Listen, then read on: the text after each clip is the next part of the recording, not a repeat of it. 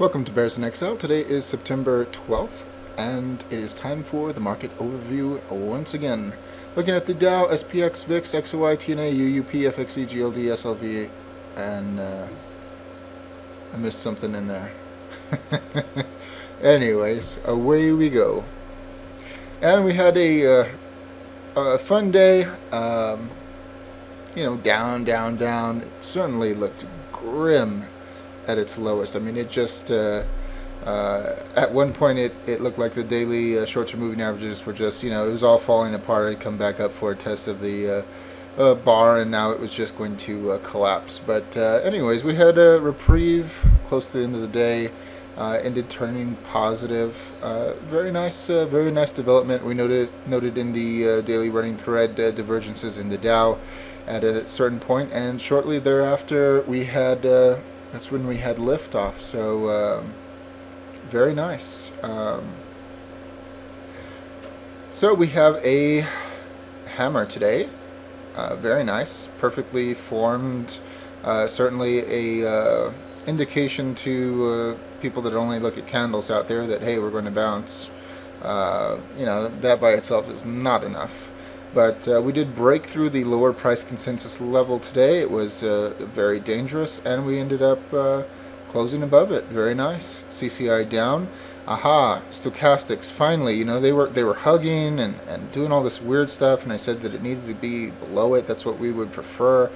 And well, now it's finally below it. Now it'd be even better if they got to the 20 line and then hooked up. But we'll see if that happens. And side tick on the RSI, very close to a bearish cross on the MACD, down tick on the histogram. And before I get into the divergences and all of that, I'm going to take a look at our black boxes tonight. Here we have black box number 1.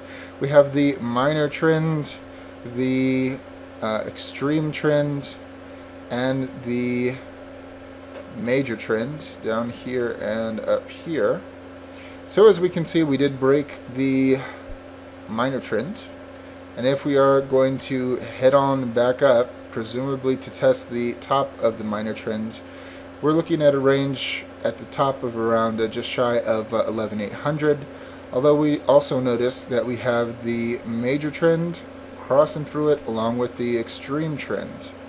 I would be more of the inclination that somewhere in between those two is where we're going to have our stall out, because I don't believe that we're going to have this huge massive rally or anything to go up and make all-time new highs or something crazy like that. But so we'd be looking at the range of 11,250 to right just shy of 11,600. That's it would correlate well with a bar retest, the 11,600, as well as be a failure prior to the previous highs.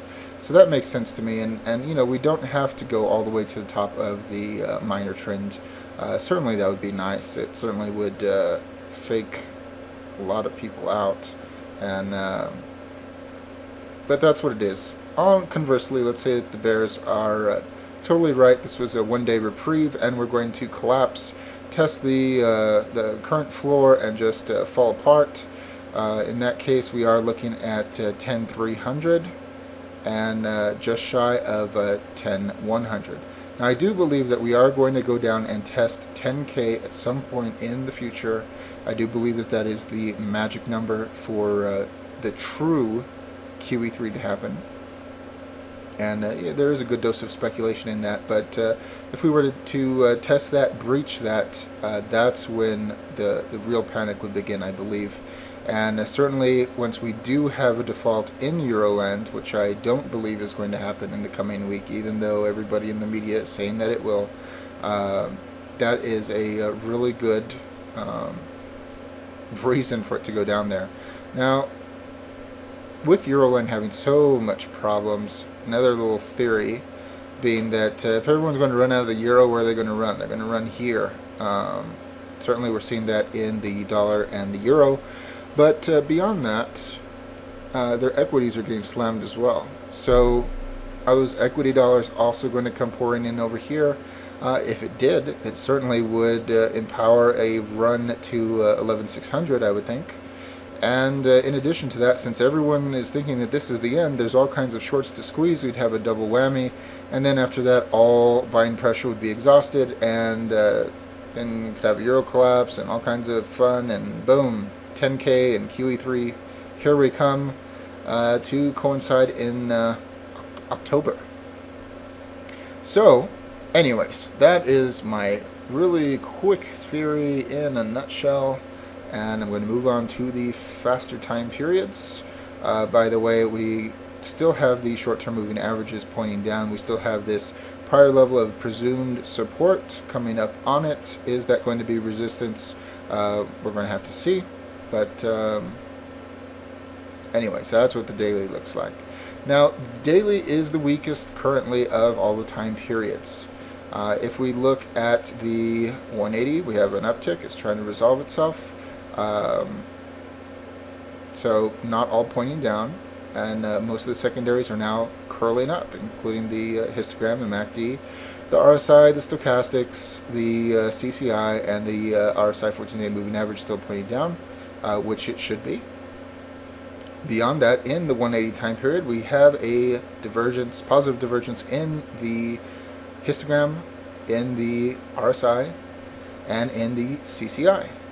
180, second most powerful time frame we look at, that I look at. 60 minute, same thing, everything curling over. We have positive divergence in the MACD, we have it in the RSI, we have it in slight in the fast stochastic and slow stochastic, well, very minor in those. In the CCI, not bad at all. Plenty of room to move to the upside. Note in the 60-minute time frame, 14-day RSI moving average is still pointing down, but is not far away from the oversold area, which would loop over. It only takes a couple of days in the 60-minute time period, after which time, if it decided to go back up, very, very, very nice. 30-minute time frame, of course, everything looping up. We have, what kind of divergences do we have? Divergence in the RSI, divergence in the stochastics, divergence in the CCI. Note the 14-day RSI moving average looping up, getting close to out of oversold area, and the stochastics will be high in no time. But if this is going to do a complete march to the top, 14-day RSI moving average, very, very positive. Everything has room to move. And last one, 15-minute time frame. Of course, everything looping up due to the end-of-day rally, stochastics getting high, 14-day RSI moving average marching on up, CCI very high, RSI getting close to overbought, and plenty of room to move in the MACD histogram and the MACD. So, except for the daily, not bad, and we know we have lots of shorts to crush as long as we don't have a nasty NDE. SPX is going to be more of the same, so I won't rehash that, although we do have a couple of major differences. We do have the hammer. We did have the wedge that we had before. If those levels were anything still, we passed both of them today, which is really nice. I'm actually going to eliminate that one now and leave it in this this bear flag thing. If we were to march all the way to the top, do a test of the bar, presumably fail before we get to the prior high, we're still looking at a good 1225 area. And to be more specific, black box number 1, we can see that we have the minor trend, which is pointing down. That is something of note. We came through it, we bounced off the high, we almost touched the low, came back up to the high, we went low again, we did not get close to the bottom. If we are only going to the top of the minor trend, which is having convergence with the extreme trend and the major trend, we are only looking at 1185, so a little more than 20 points to the upside before we could have a stall out. If we're able to push through this, it's going to be really interesting to see how the system reacts to that. If we do have a fall apart move, looking at about 1117, 1070, and just above 1040. So really ugly. It's kind of strange that it would have convergence here, but it's doing what it does, so we'll see what happens. And I won't rehash the shorter time periods because they're all going to be the same as the Dow. And that throw for a loop move, if we were to, had that, was showing that thing in the chart for the Dow. If we were to get above the previous peaks, that would be extremely interesting and really confuse a lot of people, myself included, depending on what the other indications would say. But if this is a bear flag and we go up to test the upper part of the channel again, this would be a third time, then we could be looking at 1250 roundabout, and now that would be a really devilish move, really devilish. The VIX, alright, yesterday we said that we were looking for further expansion. We did have some of that today. It started off way outside the upper Bollinger Band and just fell. CCI very high, 14-day RSI moving average, we've been keeping an eye on this, marching down.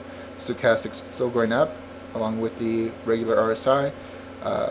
Histogram ticking up, looking for a bullish cross on the MACD itself. Going to the 60-minute time frame, looking for divergences. We could have a slight one in the CCI, not the, actually a mild one in the fast stochastic. We do have one in the RSI and in the MACD histogram, negative divergence. And secondaries, with the exception of the 14-day RSI moving average, all pointing down. XOI, I finally got some cheaper gas today. That was nice, 328. Still nothing to write home about, but I'll take what I can get. And we have this little hanging man candle. Yeah, it could be a reversal candle. You can see that we have the lower price consensus level. It was briefly pierced today and marched back away from it. Short-term moving averages still pointing down, CCI clicking down, both stochastics clicking down, 14-day RSI moving average still moving up, side tick on the RSI, down tick on the histogram, down tick on the MACD. So definitely not out of the woods by any stretch of the imagination with oil. And going on to TNA. A little bit of a move. It started below the lower price consensus level today. It rose directly and is resting underneath the major price consensus level. Short-term moving averages separating and pointing down. All the secondaries, with the exception of the 14-day RSI moving average, the RSI, and the MACD, all ticking down. It is a mixed bag.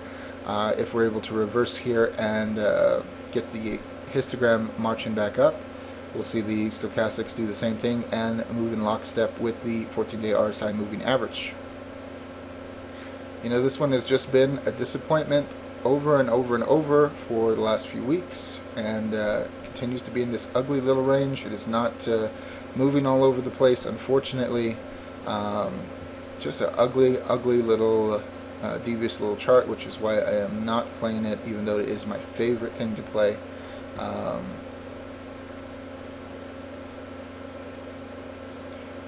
60 minutes, everything ticking up, getting across on the MACD. It's right at it, actually. 14-day RSI moving average still marching down, but not far away from oversold area, where it should turn around and start clicking back up. We do have an uptick. It was met at the end of the day, so I'm still just not comfortable with TNA at the moment. Well, how about some possibilities? I did this for the Dow and the SPX. I should do it for TNA as well. Well, we can see that we came up, we hit the minor price trend, came down, hit the lower part of the price trend, came back up, had a little bit of a consolidation, very minor, and went back down, almost tagged it again, If it were to go back up and hit the top of the minor trend, we're looking at just above 50, which would line up with the previous high. Rejection there would be a double top, and actually it'd be almost a triple top, but still, yeah, not quite a triple top. We can notice that the extreme trend is pointing down along with the major trend. We actually have really weird movement in that they are like really, really down. So detectable movements just above 50, downside to just above 35, 25, and 1250. Oh man, 1250, that would be oh, terrible. What am I doing? Oh yeah. UUP, the star of the show. We said yesterday that it was outside the upper Bollinger Band. We were expecting for it to be ejected over the next day or two. We did get that ejection today. It did start off higher, but not quite inside the upper Bollinger Band. Did get outside of it for a short period, actually for a long period, because the day was just insane. Notice the short-term moving averages. We have a massive expansion. We have wobble. It is ugly. And it looks like most of the secondaries are at a point where they should roll over, and we need another day to see if they actually will. FXE, the cause of our market woes, ended in a hammer. We have wobble, excessive separation, and it looks like all the secondaries need to turn up.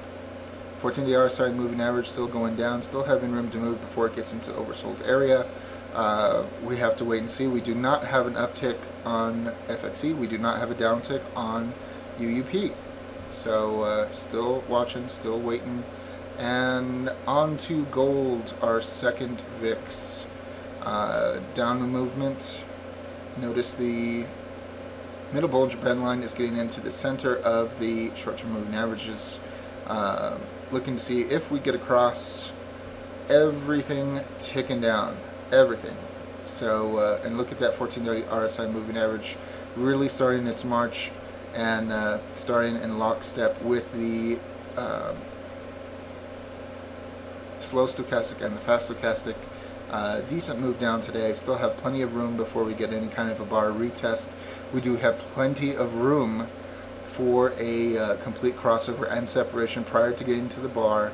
Should that happen, we close below the upper price consensus level. We have a good bit to go before the major price consensus level, but that would be a logical first stop, which is at 172. And a quick look at, I guess just for fun, what's our potentials for gold? We have the major trend up here at 195, the extreme trend up here at about 186, the minor trend up here at 182.50.